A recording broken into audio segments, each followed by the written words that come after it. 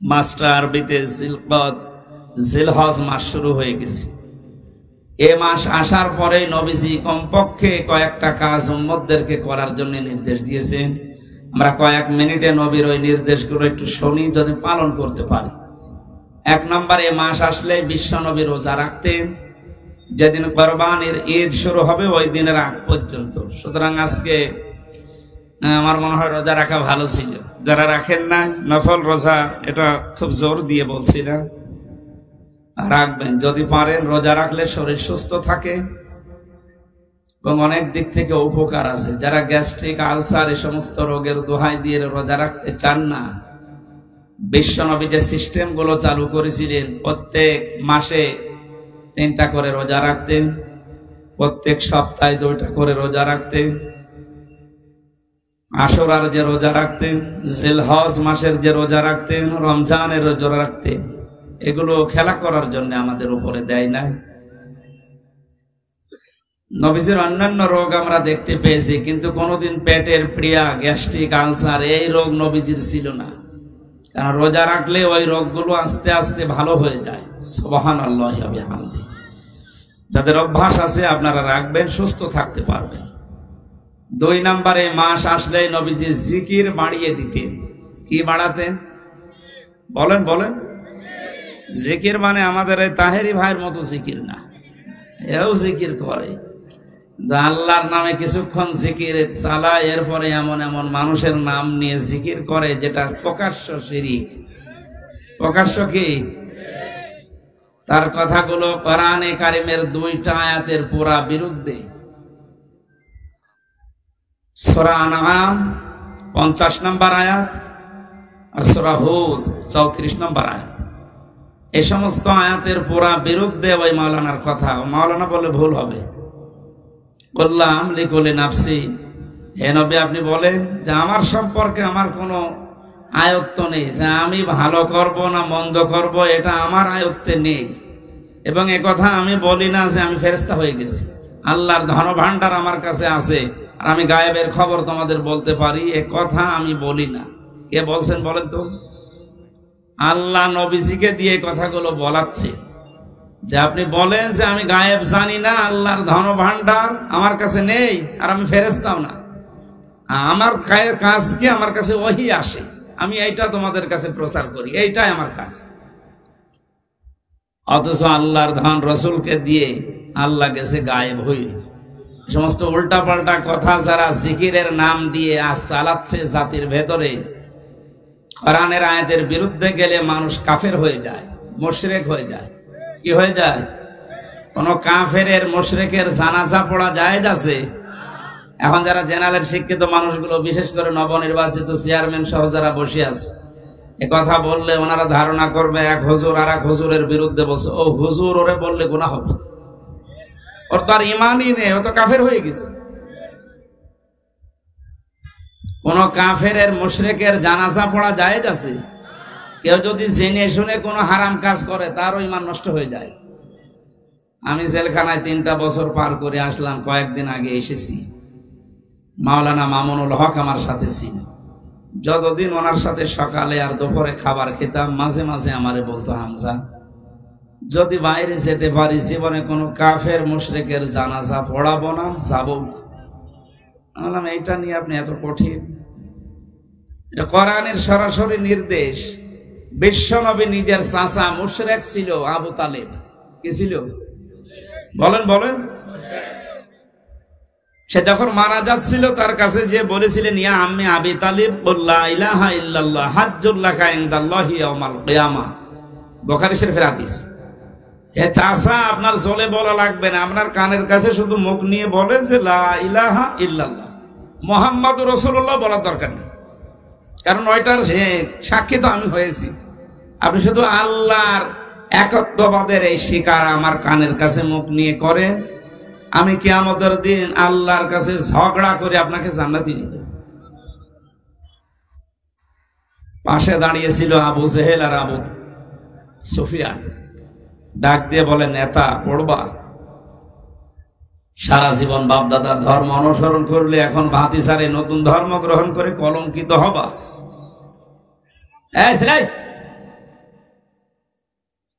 আমি কি আর কি মারছি? কথা বলেন কোন কারণ? আপনি যে যেখানে আছেন ওখানে বসেন, না দাঁড়িয়ে থাকেন, কথা বলবেন না। মাত্র 1 ঘন্টা আমরা কথা বলবো। যে যেখানে আছেন দাঁড়িয়ে থাকেন, বসেন, অসুবিধা নেই। গরমের ভেতরে কি বলেন? এই এখানে বসুন। এই ছেলে, এই আশ্চর্য তো, যান এখানে যান।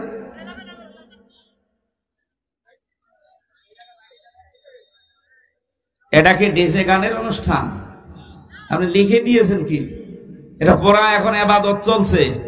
এ মানুষগুলো এত বড় গুরুত্বপূর্ণ কাজ সব বাদ দিয়ে এত ব্যস্ত মানুষ যদি এখানে বসে থাকতে পারে চাতক পাখির মতো, আপনি সলিমতি কি হয়েছে আপনার? একটা কথা বলে দেখেন, এবার আসল নাম বলে দেব, একেবারে নিশ্চয় হয়ে যান। বিশ্বনবীর দিকে তাকিয়ে বলেন, ভাতিজা আমি তোমাকে ভালোবাসি, তোমার এই কালেমাটা আমি পড়তে পারলাম না, তুমি আমারে মাফ করে দিও। দিনাজপুরবাসী মাফ করার একচ্ছত্র মালিকানা কার? নবীজির আছে। নবীজি কাউকে মাফ করতে পারে? নবীজির মন খারাপ হয়ে গেল। সঙ্গে সঙ্গে জিবরাইল এসে সূরা কাসাসের 56 নম্বর আয়াতটা নাযিল করলেন, ইন্নাকা লা তাহদি মান আহাবাবতা ওয়ালাকিন্নাল্লাহা ইয়াহদি মাইয়াশা ওয়া হুয়া আ'লামু বিল মুহতাদিন। আল্লাহ পাক বলেন, হে নবী আপনি মন খারাপ করেন, এটা আপনার চাচা, আমি জানি। এ সারা জীবন আপনাকে কোলে নিয়ে কাঁখে নিয়ে চুমা দিয়ে লালন পালন করেছি, আমি দেখেছি। হেদায়েত আপনার হাতে ছেড়ে দেয়নি যে যাকে ভালো লাগে তাকে দিয়ে দেবেন। এটা আমি আল্লাহ আমার নিজের হাতে রেখেছি। আমি যাকে ভালোবাসি, আমি যাকে মনে করি, ইচ্ছা করি, তার হেদায়েত দেয়। আর আমি আপনার চাইতে ভালো জানি যে হেদায়েত পাবে কে। আপনি আপনার চাচা মনে করে বারবার চেষ্টা করছিলেন যে কানের কাছে মুখ নিয়ে হলেও অন্তত একবার বললেও আপনি তারে জান্নাতে নিয়ে যাবেন আমার সাথে বলে। কিন্তু লোকটার অবস্থা তো আমি জানি। আপনার দিকে তাকিয়ে ও নেতাদের দিকে তাকিয়ে সিদ্ধান্ত পাল্টিয়ে ফেলেছে। এই অবস্থায় মারা গেল। নবীজি আবু তালিবের কবরের পাশে দাঁড়িয়ে পর্যন্ত দোয়া করেছিলেন, হে আমার মাবুদ, আমার চাচা আবু তালিবকে তুমি মাফ করে দাও। সঙ্গে সঙ্গে ফেরেশতা জিবরাইল এসে বলে, হে নবী হাত নামান। কার জন্য হাত তুলেছেন? এই লোকটা আপনার চাচা, আল্লাহ তো ভালোভাবে জানেন, কিন্তু লোকটা তো মুশরিক। লোকটা কি বলেন না কেন? মা কানা লিন নাবিয়্যি ওয়াল্লাযীনা আমানু আইয়াস্তাগফিরু লিল মুশরিকিনা ওয়ালাউ কানু লি কুরবা ইলা আখিরি আয়াত। সূরা তাওবা 11 নম্বর পারার 4 নম্বর পৃষ্ঠা 4 নম্বর লাইনের 113 নম্বর আয়াতের প্রথম অংশে আছে। তাফসীর ইবনে কাসির থেকে বলছি, আল্লাহ পাক বলেন, হে নবী, কোন নবীর জন্য, কোন ইমানদারের জন্য এটা জায়েজ না, শোভনীয় না, উচিত না, বৈধ না যে কোন মুশরিকের জন্য আমি আল্লাহর কাছে ক্ষমা চাবে, যদিও ওইটা নিজের নিকটাত্মীয় হয়। এটা আপনার চাচা, আমি তো জানি আপনার আপন চাচা, কিন্তু লোকটা মুশরিক। আপনার জন্য শুধু না, কিয়ামত পর্যন্ত এই আয়াতটা কোরআনে থাকবে। ইমানদার যারা, তারাও যেন মুশরিকের জন্য দোয়া না করে, ক্ষমা না চায়। এই আয়াত আমি মানালাম। হ্যাঁ, আপনি একটু চিন্তা করেন তো, যে নবী হাত তুললে আল্লাহ ফেরত দিয়েছে, আমি কোনোদিন পাইনি। ওনার হাতও তোলা লাগে নাই, মনের ভেতরে কামনা বাসনা আসলে কবুল হয়েছে। তো আমরা জানি যে কাবা শরীফ বাদ দিয়ে নবীজি 16 থেকে 17 মাস পর্যন্ত বাইতুল মুকাদ্দাসের দিকে নামাজ আদায় করেছিলেন। হঠাৎ আসরের নামাজের সময় 2 রাকাত হয়ে গেছে, মনের ভেতরে একটা কামনা এসেছে, আল্লাহ আমি যদি কাবার দিকে ঘুরে নামাজ পড়তে পারতাম, আমি শান্তি আরো বেশি পেতাম। সঙ্গে সঙ্গে কোরআনের আয়াত আল্লাহ নাযিল করেছেন নামাজের ভেতরে, কদ নারা তাকাল্লুবা ওয়াজহিকা ফিস সামা। হে নবী, আপনি বারবার আকাশের দিকে তাকান কেন? আমি বুঝি 2 রাকাত নামাজ হয়ে গেছে, আপনার মনের আকাঙ্ক্ষা অনুযায়ী বাকি 2 রাকাত নামাজ আপনি কাবার দিকে নামাজের ভেতরে ঘুরে পড়েন। কাবা শরীফ হয়তো আমরা মনে করছি এই দিকে, ওই সময় বাইতুল মুকাদ্দাস ছিল এই দিকে, উনি নামাজের ভেতরে ঘুরে গেছে। এখানে কয়েকটা শিক্ষা ছিল, আমি ওইগুলোর দিকে না, আমার মূল কথা ছিল নবীজি হাতও তোলেন নাই। মনের ভেতরে কামনা বাসনা আসলে যদি কবুল হয়ে যায়, সেই নবী হাত তুলে দাঁড়িয়ে আছে, বসে আছে। নিজের আপন চাচার জন্য আল্লাহ হাত ফেরত দিচ্ছে। আপনার একটু চিন্তা আসে না কেন?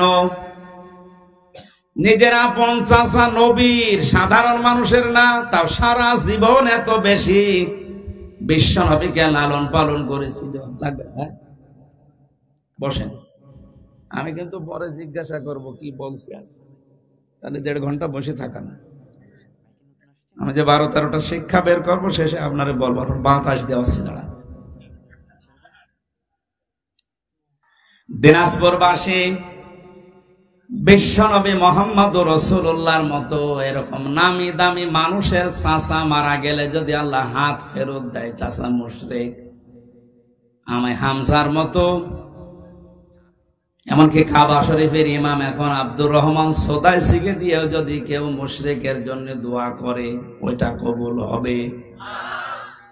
অথচ টাটকা মুশরিক বাংলাদেশে মরে যায়, আর আমরা দোয়া করে গরু জবাই করে বলে জান্নাতে দিয়ে আসি, মনে হয় কন্ট্রাক্টারি নিয়েছে। জান্নাত তো আমাদের বাবার নাকি? এটা পুরাটা ধোকাবাজি। খালি আপনাদের ওই গরু ছাগল গুলো নষ্ট হয়, তারা কিচ্ছু হয়। এই জন্য এত কড়া ছিলেন, বারবার বলতেন হামজা, কোন মুশরিকের জন্য আমি জানাজায় যাব না, এমনকি জানাজা পড়াবো না। আমাদের উচিত হচ্ছে আমাদের ঈমান যেন নষ্ট হয়ে না যায়, আর চাই নষ্ট হোক। আলেমের নাম নিয়ে আছে এমন কিছু মানুষ বের হচ্ছে এই দেশে, এদের পেছনে রাঘব বোয়ালরা আছে, আমরা জানি না। তো এত শক্ত কথা বলার পরে এই ৯৬% মুসলমানের দেশে টিকে থাকা সম্ভব না। যে কথাগুলো বলা হয় পুরাপুরি ঈমান শেষ হয়ে গেছে, অথচ এর বড় কিছু আবেগলা নারী পুরুষ তার পেছনে আছে না নেই? বাংলার মুসলমানেরা, হুশ আপনাদের কবে আসবে আমি জানি না, এখনই আপনাদের বিবেককে কাজে লাগান। ওয়াকালু লাউ কুন্না নাসমাউ আও নাকিলু মা কুন্না ফি আসহাবিস সাঈর। সূরা মুলকের 10 নম্বর আয়াতটা একটু ভালো করে খেয়াল করেন, আল্লাহর কথা। জাহান্নামে সাঈরের দরজা দিয়ে যখন মানুষ প্রবেশ করবে, দারোয়ান ফেরেশতা মালিক জিজ্ঞাসা করবে যে কেন এসেছেন আপনি জাহান্নামে সাঈরে। আমি এর আগে অনেকবার বলেছি, জাহান্নামে একটা, জাহান্নামের দরজা 7টা। নিয়ে আসেন, আসেন যারা দায়িত্বে আছেন। এ থানার ওসি, সম্মানিত ওসি ফরিদুল স্যার কই আসতেছেন? আসেন, আমাদের স্টেজে আসেন, চেয়ারে নিয়ে দেন। আমরা যে কথাটা বলছিলাম, শিরিক যদি কোনো মানুষ করে, এ লোকটা যদি মুশরিক সত্যি সত্যি প্রমাণ হয়ে যায়, এর জানাজা পড়া, এর জন্য দোয়া করা হারাম। আর কেউ যদি জেনে শুনে কোনো হারাম কাজ করে, তার ঈমান নষ্ট হয়ে যায়। এ পর্যন্ত বুঝেছেন? সুতরাং যারা জাতিকে আর শিরিকের দিকে ধাবিত করছে জিকিরের নাম নিয়ে, জিকির হবে কার নামে বলেন তো? আল্লাহ বাদ দিয়ে কেউ যদি আলী বাবা, শাহ আলী বাবা, দয়াল বাবা, পাগলা বাবার নামে জিকির করে, ও শিরিক করছে না? আর শিরিক করলে তাকে বলা হয় মুশরিক। আর মুশরিকের জানাজা পড়া, দোয়া করা জায়েজ আছে? এখন তো ফতোয়া আপনারা দিতে পারবেন। এজন্য জিলহজ মাস শুরু হওয়ার পরে নবীজি যে 2 নাম্বার কাজ বেশি করতেন সেটা জিকির। কিন্তু এটা হওয়া লাগবে কার নামে? আরো জোরে। জিকিরের শব্দ আমরা কোরআন হাদিসে পেয়েছি মাত্র 4টা। সুবহানাল্লাহ, আলহামদুলিল্লাহ, লা ইলাহা ইল্লাল্লাহু, আল্লাহু আকবার। জিকিরের শব্দ কয়টা বলেন তো? জিকিরের সিস্টেমও আছে 4টা। যেমন তেমন ভাবে যা তা করে আপনি করবেন এটা ইবাদত হবে না, কারণ এই জিকির তো আর খেলা তোলা জিনিস না, এটা একটা ইবাদত। এটা কি? নামাজে দাঁড়িয়ে যেমন এদিক ওদিকে তাকালে নামাজ হয় না, কথা বললে নামাজ হয় না, হাসলে নামাজ হয় না, হয়? বলেন। নামাজের ভেতরে যদি মন এদিক ওদিকে চলে যায়, আমলে কাসির হয়, তাও নামাজ হয়। তাহলে ওটা যদি ইবাদত হয়, জিকিরও কি? জিকির যদি ইবাদত মনে করে কেউ করে থাকেন, শব্দ হচ্ছে জিকিরের। আবার বলেন তো কয়টা? বলেন। সিস্টেম 4টা। 1 নম্বরের শব্দ হচ্ছে আযকুর রাব্বাকা ফি নাফসিকা তাদাররুআ ওয়া খিফাতা ওয়া দুনাল জাহরি মিনাল কাওলি ইলা আখিরি আয়াত। সূরা আরাফের 205 নম্বর আয়াতের প্রথম অংশে আছে, হে নবী আপনার রবকে আপনি যখন ডাকবেন মনে মনে ডাকবেন। কিভাবে? দিনাজপুরবাসী এটা রেকর্ড হচ্ছে, কালকে সারা দুনিয়ায় ছড়াবে। সবাইকে উদ্দেশ্য করে বলছি, জিকির যেহেতু ইবাদত, আরে জিলহজ মাস আসলে নবীজি এটা বাড়িয়ে দিতেন, সুতরাং পদ্ধতি নেওয়া লাগবে নবীর কাছ থেকে, কোনো বাবার কাছে না। 1 নম্বরের শব্দ কি? সুবহানাল্লাহ। 2 নম্বরে আলহামদুলিল্লাহ। 3 নম্বরে লা ইলাহা ইল্লাল্লাহ। 4 নম্বরে আল্লাহু আকবার। এর বাইরে কোনো জিকিরের শব্দ নেই, যদি থাকে ওগুলো দোয়া ধরুন। আমি কিছুক্ষণ আগে যেটা বললাম ওটা কোরআনের আয়াত, দোয়া হিসাবে আমরা পড়ি, রব্বানা আতিনা ফিদ দুনিয়া হাসানা, দুনিয়ায় আমাদের কল্যাণ দাও। ওটা একটা দোয়া, আমরা পড়ি কোরআনের আয়াতকে দোয়া হিসাবে। আর জিকির এটা ইবাদত, এটা নামাজের মতো, হজের মতো, যাকাতের মতো। এটা কি? বলেন। শব্দ যে 4টা বললাম, এর বাইরে কোন শব্দ আছে? এমনকি ইয়া রাসূলুল্লাহ, ইয়া রাসূলুল্লাহ জিকির করা হারাম। জিকির রাসূলের নামে নেই, রাসূলের নামে আছে দরুদ শরীফ। রাসূলের নামে কি? জিকির শুধুমাত্র করা লাগবে কার নামে? উযকুরুল্লাহা কামা আল্লামাকুম।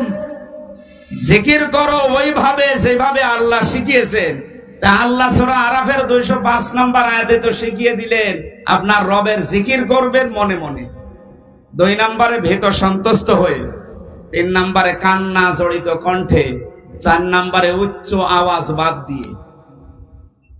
এর রেকর্ডকে তো বিষয় ছড়িয়ে দেবেন কালকে। সারা পৃথিবীর মুসলমানদেরকে বলছি, যেখানে যান এই 4টা সিস্টেমের বাইরে যদি কেউ জিকির দেয়, ওটা জিকির না, ওটা ওর ফিকির।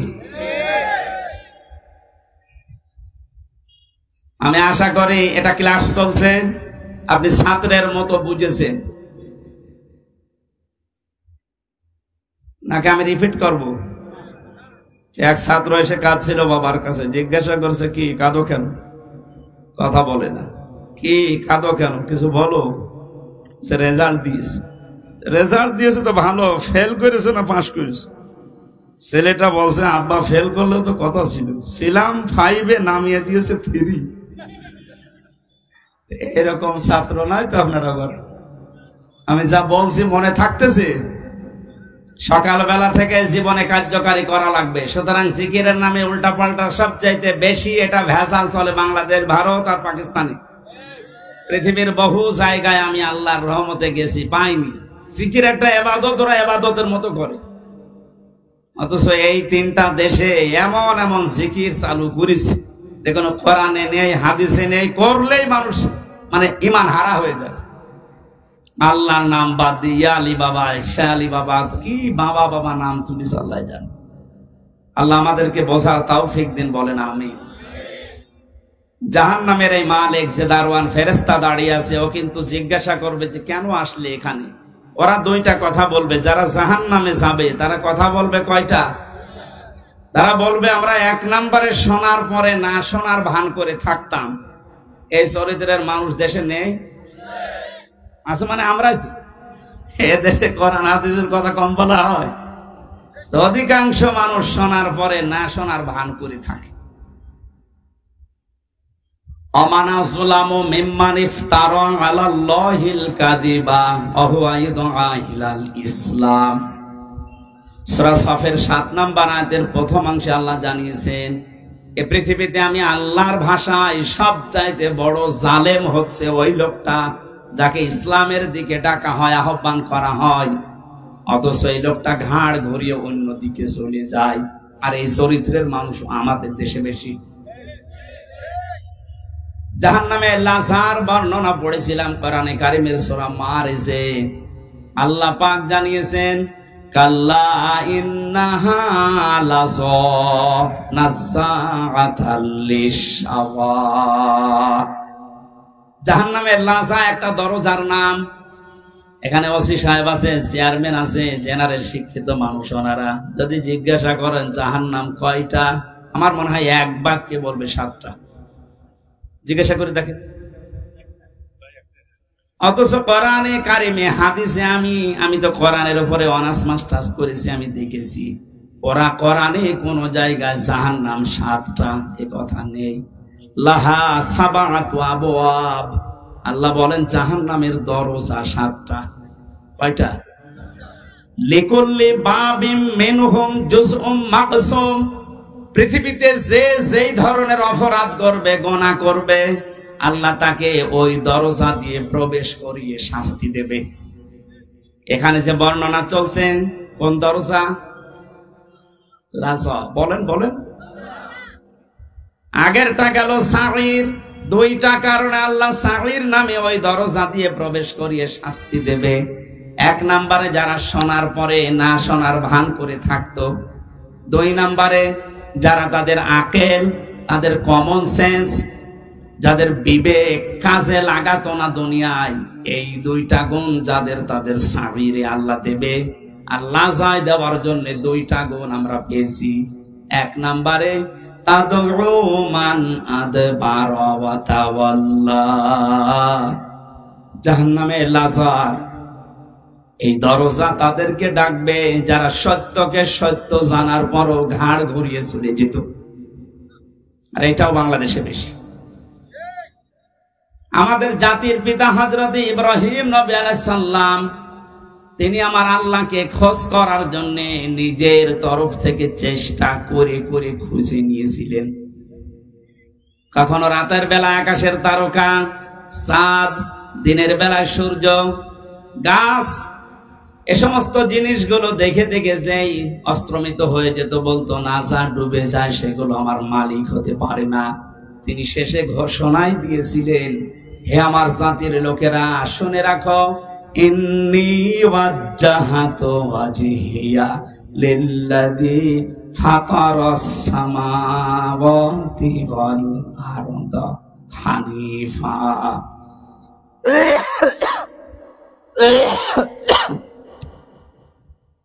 ওয়ামা আনা মিনাল মুশরিকিন। এটা জায়নামাজের দোয়া বলে অনেকে চালায়। না, এটা জায়নামাজের দোয়া না। এখানে অনেকগুলো বিষয় শেখার আছে। যারা ইসলাম সম্পর্কে না জেনে এরকম উল্টাপাল্টা কাজ ইবাদত মনে করে করেন, এগুলো বেদাত হবে। এটা কি জায়নামাজে দাঁড়ানোর দোয়া? এটা কোরআনে কারিমের সূরা আনআম ৭৯ নম্বর একটা আয়াত। এই আয়াতটার ভেতরে 3টা বিষয় আল্লাহ মানুষকে জানাতে চেয়েছেন। মানুষ যখন মেন্টালিটি ঠিক করবে, নামাজে দাঁড়ানোর প্রস্তুতি নেবে, তখন যেন আল্লাহু আকবার বলার পরে এই দোয়াটা আগে পড়ে, এরপরে নামাজ শুরু করবে। আল্লাহকে বলা লাগে যে ইন্নী ওয়াজ্জাহাতু, আমার চেহারা আমি ঘুরিয়ে দিলাম। চেহারা মানে শুধু এটা না। এই যে আমরা জানি যে মুসলমান, তামাম দুনিয়ার সব মুসলমান একটা শরীরের মতো। একটা শরীরের মতো কোন জায়গায় যদি আঘাত লাগে, শরীরের মাথা যেমন টের পায়, তামাম দুনিয়ার মুসলমানের কোন জায়গায় যদি আঘাত লাগে, বাংলাদেশ থেকে অন্তত আপনি এটা টের পাবেন। আমি কয়েকদিন আগে একটা ঘটনা শুনছিলাম। চিত্রনায়ক ছিল মিঠুন, নাম শোনেননি? এই লোকটা পরবর্তীতে সিনেমা জগৎ ছেড়ে দিয়ে চলচ্চিত্র বাদ দিয়ে চলে আসে ইসলামের লাইনে। ওনার ব্যক্তিগত একটা কাহিনী শুনলাম। একজন মারা গেছে, ওনার কাছে খবর দেওয়ার পরে বলছে একটা লোক বিপদে পড়েছে, পড়ে যাও, মারা গেছে। উনি ইন্না লিল্লাহ পড়লেন না, একটু আফসোস করবেন, করেন। কি হয়েছে ভাই আপনার? একজন মারা গেল, বিপদে পড়লো, আপনি ইন্না লিল্লাহ পড়েন বা অন্য কোনো কিছু বলে? বলছে না, আমার মনের ভেতরে তো ওই রকম কিছু আসতেছে না। কারণ আল মুসলিম আখুল মুসলিম, মুসলমান মুসলমানের ভাই। নবীজির হাদিস ছিল তামাম পৃথিবীর সব মুসলমান একটা শরীরের মতো।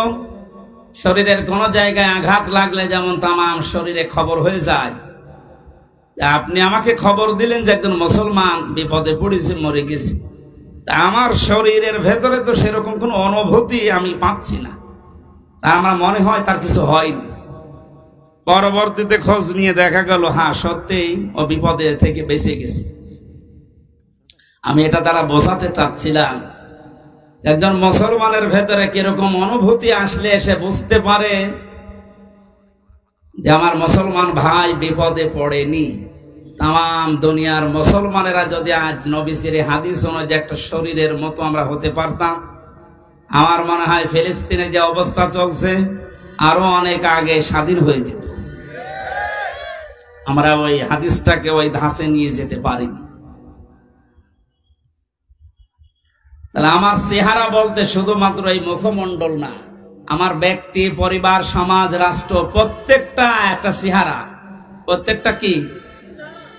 এই চেহারা গুলো আমি সব আজ ঘুরিয়ে দিলাম আল্লাহ তোমার দিকে। তুমি আসমান আর জমিন বানিয়েছো আমি খেলা করার জন্য, লোক দেখানোর জন্য না, হানিফা একনিষ্ঠ ভাবে আমি ঘুরিয়েছি। এখন আমি আর কারো দিকে নেই। আমি চীনের দিকে নেই, আমেরিকার দিকে নেই, রাশিয়ার দিকে নেই, ভারতের দিকে নেই, আমি আছি তোমার দিকে।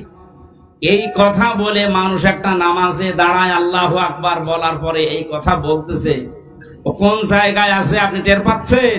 আল্লাহর সামনে সরাসরি দাঁড়িয়ে আমান আমিনাল মুশরিকিন, আর বলছে আল্লাহ আমি কিন্তু মুশরিক না।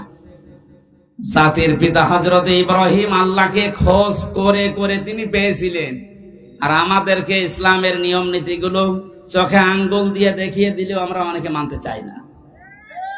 আমি এটা বোঝাতে চাচ্ছি, জাহান্নামে লাজার এই দরজা তো তাদের ডাকবে যে মানুষগুলোকে সত্য জানার পরও যারা অহংকার করে ঘাড় ঘুরিয়ে দুনিয়া থেকে মুখ ফিরিয়ে চলে।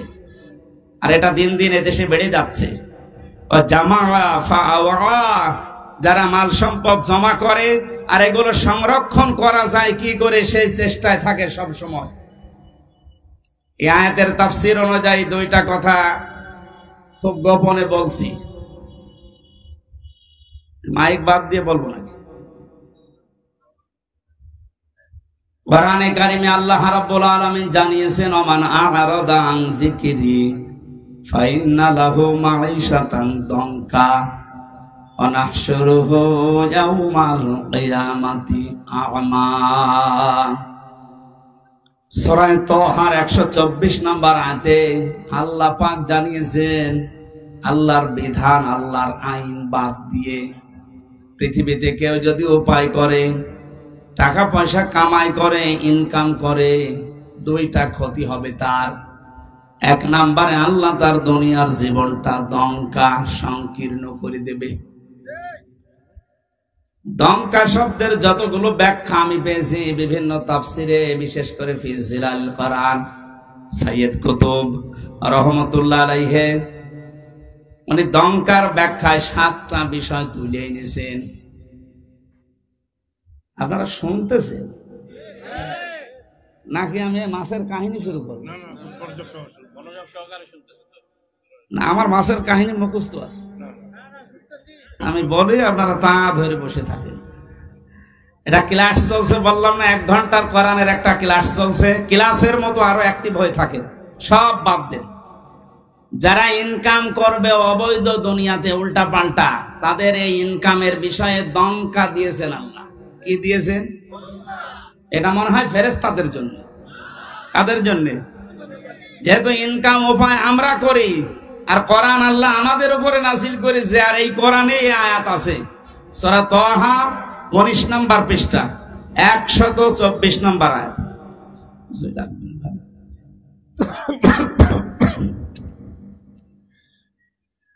যেহেতু সব শ্রেণীর মানুষ এখানে আমরা আছি, এই জন্য আয়াতটা আমরা তুলে নিয়ে আসলাম এই জামা ফাওয়ার ব্যাখ্যায়। যারা অবৈধ ইনকাম করছেন, আপনি মনে করছেন আমরা এই মাত্র 5,000 মানুষ শুনছি, না, এটা এখন তাম দুনিয়ায় ছড়াচ্ছে। সবাইকে উদ্দেশ্য করে বলছে যারা অবৈধ ইনকাম এখনো থামাননি, থামেন। টাকা পয়সা যারা জমা করতে আছেন আর রক্ষণ করবেন কি করে, সংরক্ষণ করে রাখবেন এই চিন্তায় আছেন না, আপনি পারবেন না। তাহলে আল্লাহর দঙ্কা এই শব্দটা মিথ্যা হয়ে যাবে। আল্লাহ তার কোরআনকে দুনিয়ায় মিথ্যা প্রমাণ করবে বলেন? সুতরাং এর ভেতরে যা আছে কার্যকর 100 ভাগ হবে। আর এটা যে হচ্ছে আপনাকে আমি দেখাচ্ছি। দাঁড়া, দঙ্কার কয়টা ব্যাখ্যা বললাম বলেন? 1 নম্বরে দুনিয়ার চর্ম চোখে আপনি দেখতে পাবেন আয় উন্নতি ভালোই হচ্ছে। বিভিন্ন লাইন দিয়ে অর্থ সম্পদ, টাকা পয়সা, বাড়ি গাড়ি, ব্যাংক ব্যালেন্স হয়ে যাচ্ছে। টাকা আসবে হয়তো আপনার 10 লাইন দিয়ে। আল্লাহ বলেন আমার আইন, আমার বিধান, আমার জিকির বাদ দিয়ে যদি ওগুলো উপায় হয়, তোমার ওই টাকা ব্যয় হবে 15 লাইন দিয়ে। ওগুলো আসবে হয়তো 10 লাইন দিয়ে, বাজারের টাকা, ব্রিজের টাকা, কালভার্টের টাকা, কত জায়গায় আপনি সব সেট করে রেখেছেন, শুধু নিজে কিছু করেন না, ফেরেশতা সেট করা আছে। মাসে মাসে ওখান থেকে আপনার অ্যাকাউন্টে টাকা আসবে 10 লাইন দিয়ে, যাবে 15 লাইন দিয়ে। 2 নম্বরের ব্যাখ্যা, যারা অবৈধ ইনকাম করে তাদের এই অবৈধ জিনিস আল্লাহ দুনিয়াতে তাদের ভোগ করতে দেয় না। এটা যে দেয় না তার প্রমাণ বাংলাদেশে নেই, নাম ধরা লাগবে। সাবেক এই লোকটা গোপালগঞ্জের 4 ভাগের 1 ভাগ নিচে কিনে নিয়েছিল।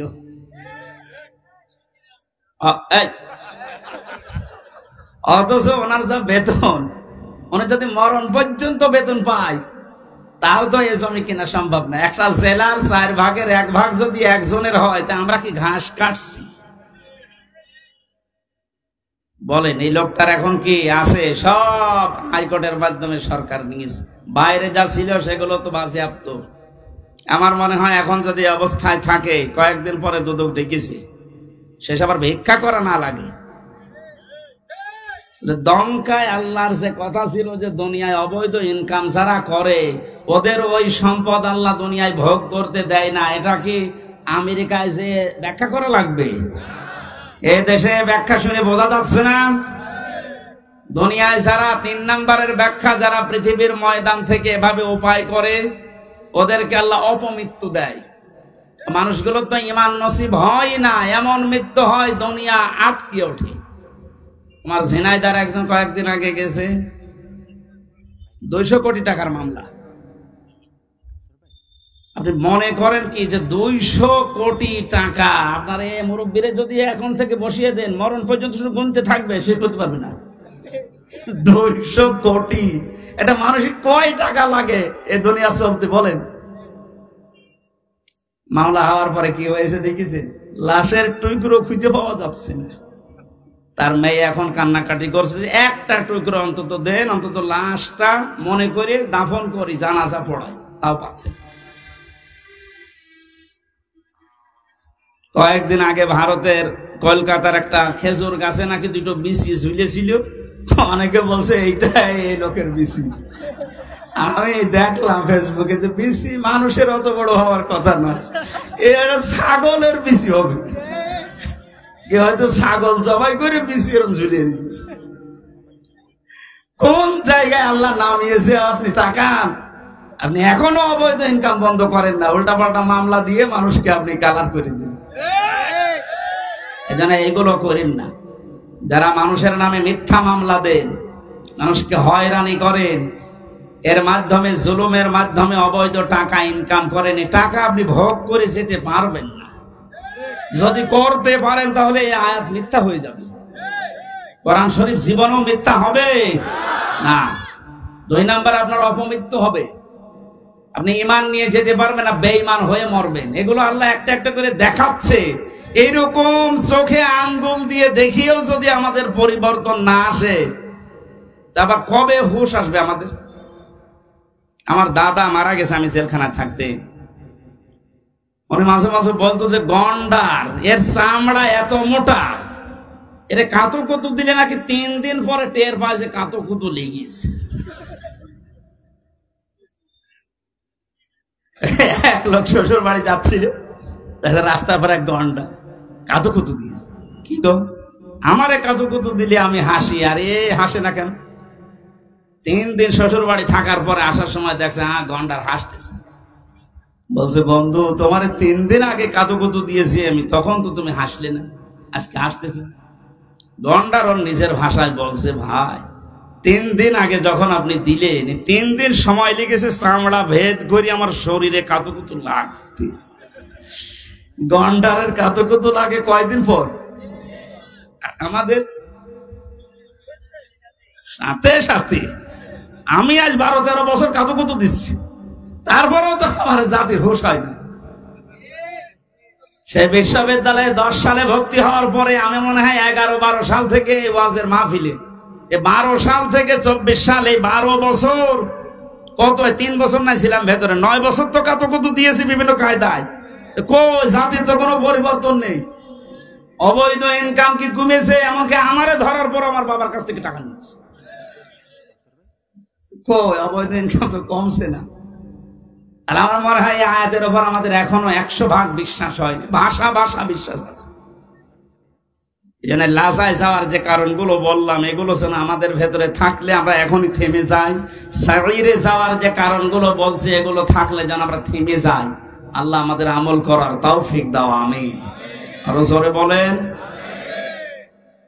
আমার ভাইরা, জিলহজ মাস যেহেতু শুরু হয়ে গেছে, নবীজি যেভাবে জিকির করতেন, আজ যারা জাতিকে জিকিরের নাম নিয়ে মুশরিক বানাচ্ছেন, শিরকের দিকে ধাবিত করছেন, তারাও থামেন। জিলহজ মাসের 3 নাম্বার আমল, নবীজি এ মাস আসলেই ঘোষণা দিতেন, যাদের সামর্থ্য আছে তারা যেন অবশ্যই কোরবানি করে। কি করে? বলেন বলেন। এ শব্দটা সে জন্মের পর থেকে শুনছি, কোরবানি কি, এটা এর ইতিহাস কি, কোথা থেকে এসেছে, এটা শুরু হয়েছে কোন দিন থেকে? অধিকাংশ মানুষ আমরা ইব্রাহিম আলাইহিস সালামের জীবন থেকে মনে করে কোরবানি পেয়েছি। হযরত ইব্রাহিম আলাইহিস সালাম তার সন্তানকে জবাই করছে, কোরবানি দিচ্ছে ইসমাইলকে, এটা থেকে আমরা জানি না। কোরবানি শুরু হয়েছে এসে দুনিয়া শুরুর পর থেকে। ওইটাই আল্লাহ তেলাওয়াত করে করে আমাদেরকে শুনিয়েছেন নবীর মাধ্যমে। আল্লাহ পাক বলেন, সূরা মায়েদা 27 নাম্বার আয়াতটা আমরা পড়েছি। এখান থেকে আমরা কয়েকটা, কমপক্ষে 12টা শিক্ষা বের করবো আজকে। আপনারা থাকবেন তো কিছু সময়?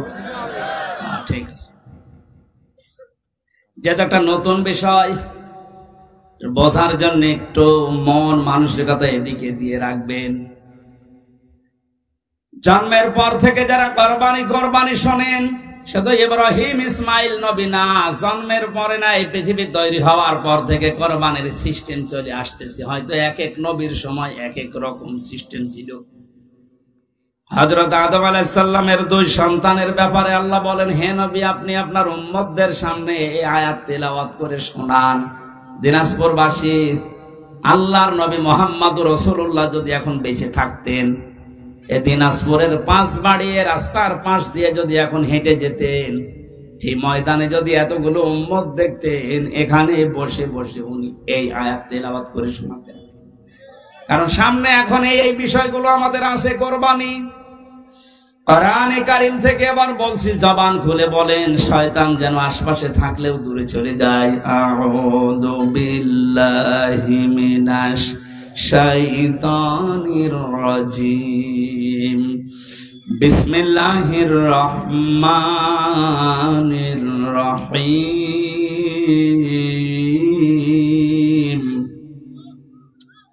ওয়াতলু আলাইহিম নাবা বানাই আদম বিল হক, ইলা আখিরি আয়াত। সূরা মায়েদা। কোন সূরা? বলেন বলেন। মায়েদা মানে দস্তরখানা। মায়েদা মানে কি? 120টা আয়াত আছে, 16টা রুকু আছে। আমরা মাত্র একটা আয়াত 27 নম্বর আয়াতের 1 ভাগ পড়েছি 4 ভাগের।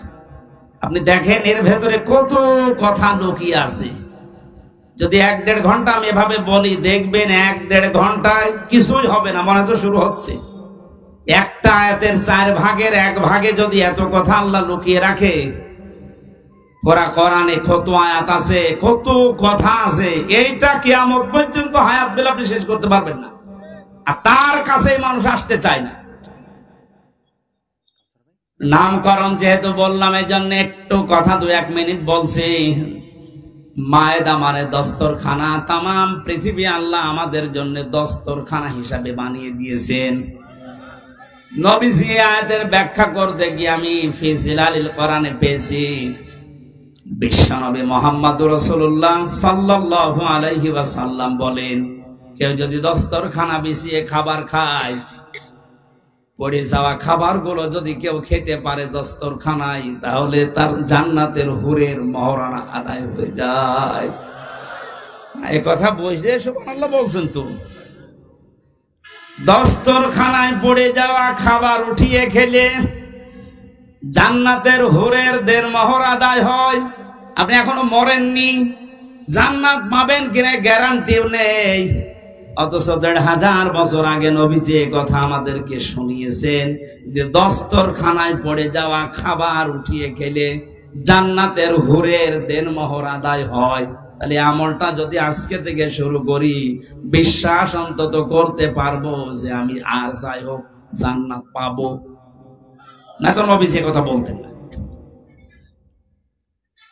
দ্বিতীয় নম্বরে, আমাদের এই শরীরের ভেতরে 360টা হাড় আছে, জোড়া দেওয়া আছে, জয়েন্ট দেওয়া আছে। আল্লাহর নবী বলেন, সাহাবীরা তোমরা প্রতিদিন 360টা এই জোড়া আছে এই জোড়া রগের হাড়ের সাদগা আদায় করবা। সাহাবীরা বলেন, হুজুর আমরা এত গরিব মানুষ, প্রতিদিন সাদগা করব, টাকা পাবো কোথায়? নবীজি বলেন, 2টা কাজ করবা দুনিয়ায়, তাহলে 360টা হাড়ের সাদগা আদায় হয়ে যাবে। 1 নম্বরে, মসজিদে যদি কোনো ময়লা আবর্জনা থুথু লালা এরগুলো কিছু পড়ে থাকে, কারো উপরে না তাকিয়ে নিজের দায়িত্ব মনে করে ওটা ফেলে দিবা। অথচ এই দায়িত্ব এখন শুধু ইমামের, মুয়াজ্জিনের আর খাদেমের। হাদিসকে শুধু ইমাম, মুয়াজ্জিন, খাদেমরা মানবে, আর আমরা আল্লাহর ওলি হয়ে গেছি। আজকে থেকে এই যে হাড়গুলোর জয়েন্ট, আপনি কি মনে করছেন এমনি এমনি জয়েন্ট গুলো আল্লাহ দিয়েছে? এভাবে যদি সোজা থাকতো দুনিয়ায় কিছুই ধরতে পারতেন না। এত সুন্দর করে আমার আল্লাহ একটা জিনিস ধরার জন্য 360টা জোড়া দিয়ে দিয়েছেন। এগুলো তো সাদগা আদায় করা লাগবে। আজকে থেকে কোন মসজিদে যদি ময়লা পড়ে থাকে, নিজের দায়িত্ব মনে করে আপনি তুলে ফেলে দেবেন। সুবহানাল্লাহ বলার যে কায়দা, আমার মনে হয় কিয়ামতের আগে আমল হবে না। 2 নম্বরে, রাস্তায় চলতে গিয়ে কোন কষ্টদায়ক বস্তু যদি আপনি দেখতে পান, নিজের ইমানি দায়িত্ব মনে করে এটা তুলে উঠিয়ে ফেলে দেবেন। তো বাংলাদেশের মানুষের চরিত্র স্বভাব আলাদা। রাস্তার ময়লা মাটি এগুলো তুলে আরো ফেলে দেওয়ার কথা, আর আমরা বাড়ি ঘরের সব পরিষ্কার করা ময়লা রাস্তায় এনে ফেলে রাখি। থাক। নবীজি বলেন, যারা রাস্তার কষ্টদায়ক বস্তু তুলে ফেলে দেয়, এদের ইমানের যে 77টা অঙ্গ আছে, তার ভেতরে সর্বনিম্ন স্তর এইটা যে তার ইমান আছে, বোঝা যাবে রাস্তার কষ্টদায়ক বস্তু তুলে ফেলে দিয়েছে। আর আমরা আরো যদি রাস্তায় কষ্ট দেওয়ার জন্য ময়লা মাটি এনে ফেলে রাখি, আমাদের ইমান আছে আমরা কোন চিহ্ন দিয়ে বোঝাবো? এখন যদি বলেন আমার দাঁড়িয়ে আছে, আরে ভাই রবীন্দ্রনাথ ঠাকুরেরও দাঁড়িয়ে ছিল, আমার জুব্বা আছে, আবু সাহেলের জুব্বা ছিল না। আপনি মনে মনে করেন আমি ইমানদার, আমি মসজিদের দিনাজপুরের সভাপতি, আর আবু জাহেল ছিল কাবা ঘরের সভাপতি। ইমান বোঝাতে হলে এই 77টা বিষয় আপনাকে জানা লাগবে। প্রথম হচ্ছে লা ইলাহা ইল্লাল্লাহর ঘোষণা দেওয়া, সর্বনিম্ন হচ্ছে রাস্তার কষ্টদায়ক বস্তু তুলে ফেলে দেওয়া। নবীজি বলেন যদিও তুলে ফেলে দিতে পারে তাহলে বুঝবে সে যেন তার ভেতরে ঈমান আছে। পৃথিবীর মানুষেরা 750 কোটি মানুষ এখন মুসলমানদের নবীর এই হাদিসের দিকে তাকান। রাস্তার কষ্টদায়ক বস্তু তুলে ফেলে দেওয়া যে মুসলমানের ঈমানের সর্বনিম্ন স্তর চিহ্ন, সেই মুসলমানদেরকে মানুষকে কষ্ট দেবে, এটা আপনারা মানেন কি করে? কিছু হলে আমাদের উপরে দোষ চাপিয়ে দেন। আমাদের ঈমানের তো সর্বনিম্ন স্তর এটা, যে রাস্তায় কোনো কষ্টদায়ক জিনিস থাকতে পারবে না। আর আমাদেরকে দুনিয়ায় কষ্টদায়ক যত দুনিয়ায় সব কিছুর মূলে আপনারা আমাদেরকে রেখেছেন, কিছু হলেই আমাদের দোষ। সুতরাং বুঝতে হবে যারা মানুষকে কষ্ট দেওয়ার জন্য কাজ করে এরা নবীর উম্মত, মুসলমান না, এরা অন্য কিছু। সূরা মায়েদার যে নামকরণ শুনলেন, এখান থেকে আপনি কি পেলেন বলেন তো? আজকে থেকে আমলটা শুরু করা দরকার। দুনিয়া আল্লাহ মায়েদা দস্তরখানা হিসাবে আমাদের সামনে উপস্থাপন করে দিয়েছেন। দস্তরখানার যেমন বিভিন্ন জায়গায় খাবারগুলো আমার আল্লাহ আমরা সেট করে রাখি, তামাম দুনিয়া মনে হচ্ছে আমাদের জন্য খাবারের একটা প্লেট। কি কথা বলে না কেন? বাংলাদেশের দিকে তাকান, এক এক এলাকাকে আল্লাহ এক একটা প্লেটে যেমন 4-5 রকমের খাবার দেয়, এই বাংলাদেশটাতেও আমার আল্লাহ এক একটা অঞ্চলকে খাবারের প্লেট ওইভাবে সাজিয়েছে। দিনাজপুরে যেভাবে লিচু হয়, আমাদের কুষ্টিয়াতে, মেহেরপুরে, চুয়াডাঙ্গায় আপনি পাবেন না। আমাদের এলাকায় যেটা হয় ওইটা এখানে পাওয়া যাবে না, তামাক। ছাগলেও খায় না, অথচ দিনাজপুরের লোকেরা খায়। কথা বলছে না কেন?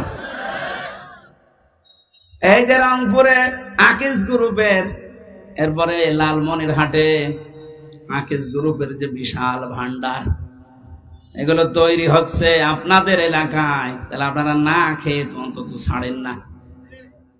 বিড়ি ছাড়া খাচ্ছেন, এই বদ অভ্যাসটা আজকে আল্লাহর জন্য বাদ দিয়ে দেবেন।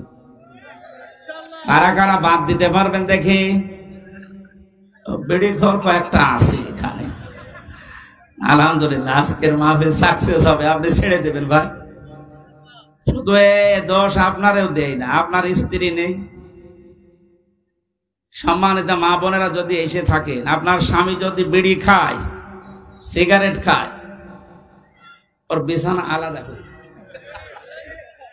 ও শয়তান থাকে কোন জায়গায় দেখবো, শেষে যে থাকতে পারবে না, বাধ্য হয়ে ওই ছেড়ে দেবে।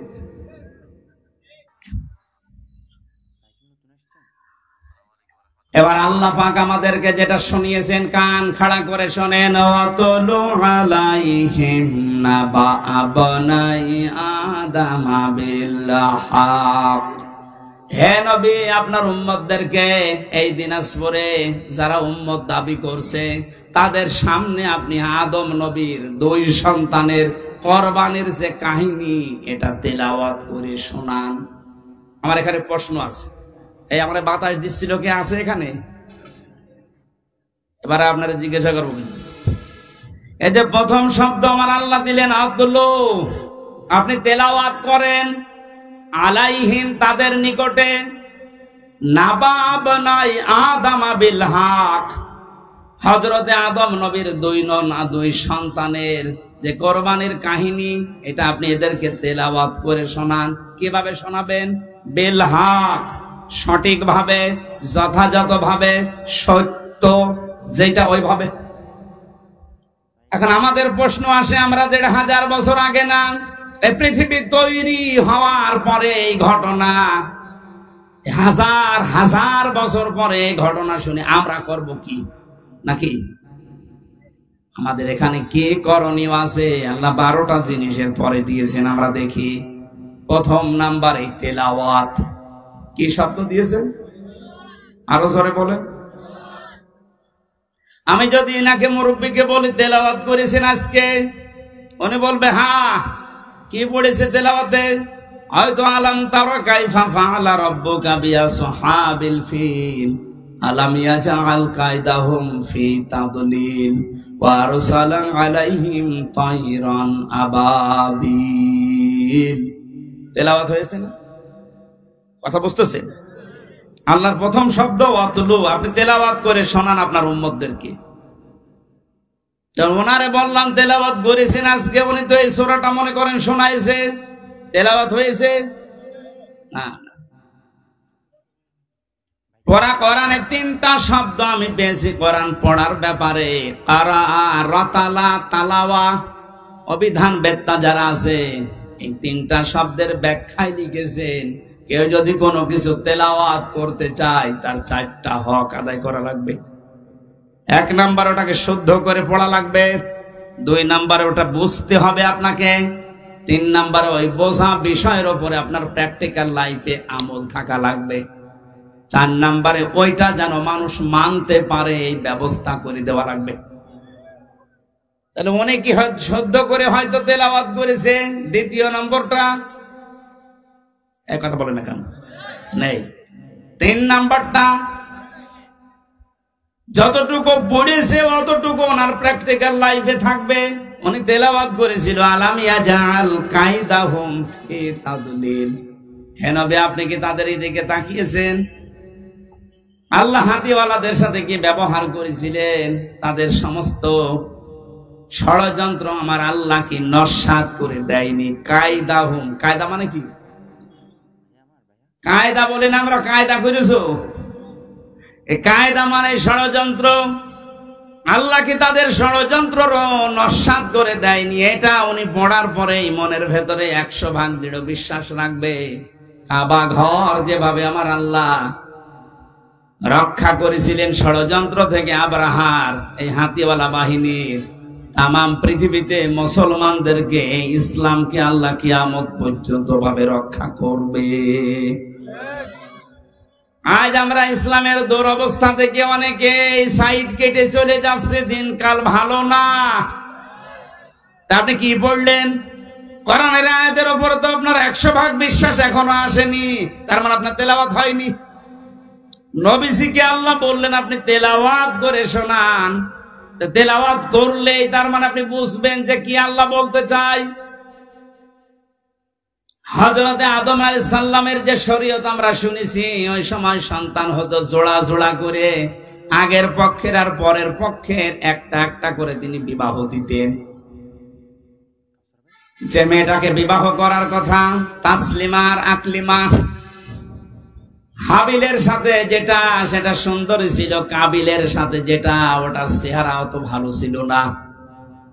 সেই পৃথিবীর শুরু থেকে মেয়েদের চেহারার উপরে মানুষের একটা চাহিদা আল্লাহ তৈরি করে দিয়েছে। এটা আমি বানালাম নাকি? সূরা আলে ইমরানের 14 নম্বর আয়াতে আল্লাহ দলিল দিয়েছেন, যুজ্জিনা লিন-নাসি হুব্বুশ শাহাওয়াতি মিনান নিসা।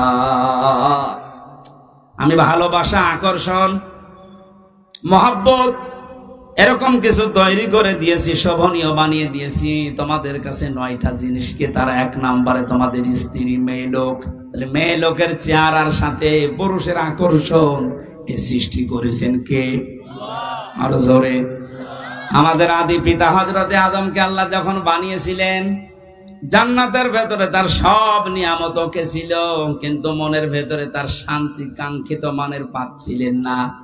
আমার আল্লাহ মনের ভাব বোঝার কারণে তন্দ্রা দিয়ে তার বাম পাথরের হাড় খুলে একটা নারীকে আল্লাহ বানিয়েছিলেন, হযরতে হাওয়া আলাইহিস সালাম। এটা ইবনে কাসিরে আছে।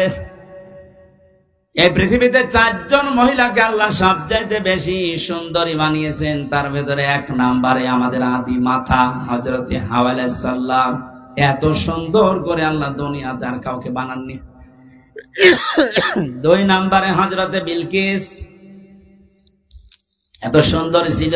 3 নম্বরে ইব্রাহিম আলাইহিস সালামের প্রথম স্ত্রী হযরতে সারা। 4 নম্বরে ইউসুফ নবীর স্ত্রী হযরতে জুলাইখা। যদিও অনেকেই কেউ কেউ হযরতে ফাতেমাতুজ জোহরার কথা জানিয়েছেন, কিন্তু আগের 4টাই প্রসিদ্ধ। হাওয়া আলাইহিস সালাম, বিলকিস, সারা, জুলাইখা। এত সুন্দর করে আমার আল্লাহ তাদেরকে বানিয়েছেন, কিয়ামত পর্যন্ত অত সুন্দরী মানুষ আর আসবে না। পরিমণিত কি কিছুই না, কারণ ওরা তো সরাসরি আমি জেলখানার পাশে দেখেছি।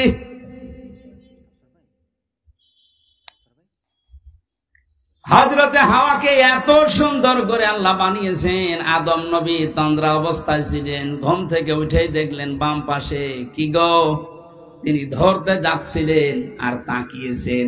আল্লাহ পাক আদেশ দিলেন তাকানো যাবে না, ধরাও যাবে না। হযরতে আদম নবী আলাইহিস সালাম বলে, আল্লাহ তাকানো যাবে, ধরা যাবে, কি করলে আপনি সেই কায়দা বলেন। আল্লাহ রাব্বুল আলামিন বলেন, আল্লাহ পাক বলেন তাকানো যাবে, ধরাও যাবে, একটা কাজ করা লাগবে, বিয়ে করা লাগবে।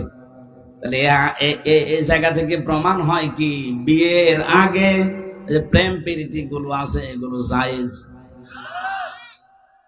অনেকে প্রেমিকার মাথায় হাত দিয়ে বলে, আল্লাহর কসম আমি তোরে ভুলে যাব না, অথচ পুরাটাই হারাম। বিয়ের আগে ওর মাথায় হাত দেওয়া জায়েজ আছে? কথা বলে না কেন?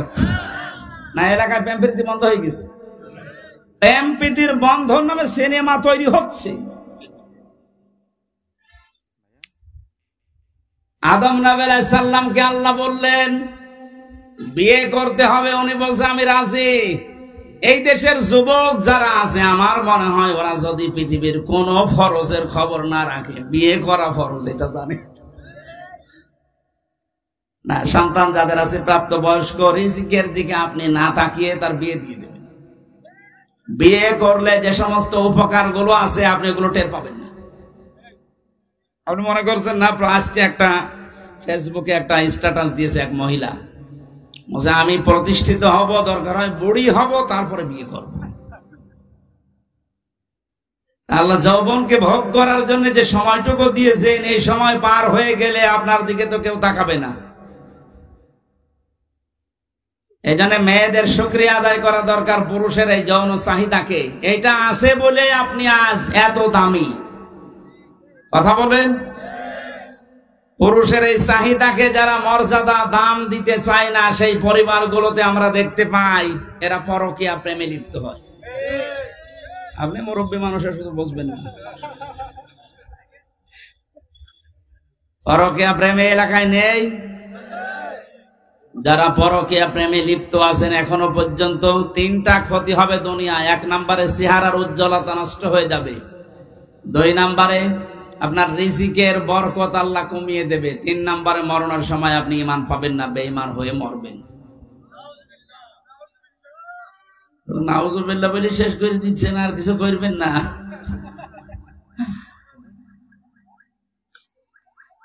হযরতে আদম বলছে, আল্লাহ আমি রাজি আছি বিয়ে করতে, তুমি ব্যবস্থা করো। বলে বিয়ে করতে হলে দেনমোহর দেওয়া লাগবে।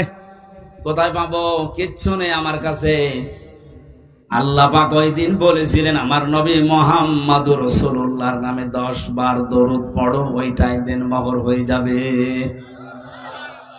দেনমোহর শেষ, বিবাহ শাদী শেষ। আল্লাহ রাব্বুল আলামিন হযরত আদম আলাইহিস সালামকে এবার আদেশ দিলেন। এখানে আমি 2টা শিক্ষা বলবো, আলেম যারা আছেন খেয়াল করেন। অকুলনা ইয়া আদম উসকুন আনতা ওয়া যাওজুকাল জান্নাতা ওয়া কুলা মিনহা রাগাদান হাইসু শি'তুমা, ইলা আখির আয়াত, সূরা বাকারা। আল্লাহ পাক বলেন, আদম বিয়ে হয়ে গেছে, বউ নিয়ে বাড়ি চলে যাও। জান্নাত আমাদের বাবার বাড়ি। জান্নাত কথা বলেন না কেন? হযরত আদম আলাইহিস সালাম আমাদের বাবা, আদি পিতা, আমাদের পিতার বাড়ি আমাদের বাবার বাড়ি। তার মানে আল্লাহ পাক আমাদেরকে দুনিয়ায় জানাতে চাইলেন, এই পৃথিবীর বান্দা বান্দিরা বিয়ে করার পরে বউ নিয়ে যাওয়া লাগবে বাবার বাড়ি। অথচ কত আল্লাহর ওলি এখানে বসে আছে, ঘর জামাই থাকে। আর বিয়ে করে বউ বাবার বাড়ি নিয়ে যাওয়ার নিয়ম, আর আপনি সহ থেকে যাচ্ছেন। ঘর জামাই আছেন কারা? হাত তোলেন তো দেখি। একজন নেই। দিনাজপুরে এখনো ভালো আছে। আয়াতের দ্বিতীয় নম্বর কথা ছিল, খেয়াল করেন, কোরআনের প্রতিটা শব্দ শিক্ষামূলক। আল্লাহ বলতেন জান্নাতে যাও, তোমার স্ত্রীকে নিয়ে তোমার বাড়িতে চলে যাও। আনতা ওয়া যাওজুকাল জান্নাতা ওয়া কুলা, এই এক আলিফ টান আছে, ওয়া কুলা। আল্লাহ দ্বিবচন দিলেন কেন? আল্লাহ পাক আনতা ওয়া কুলা দিতে পারতেন না?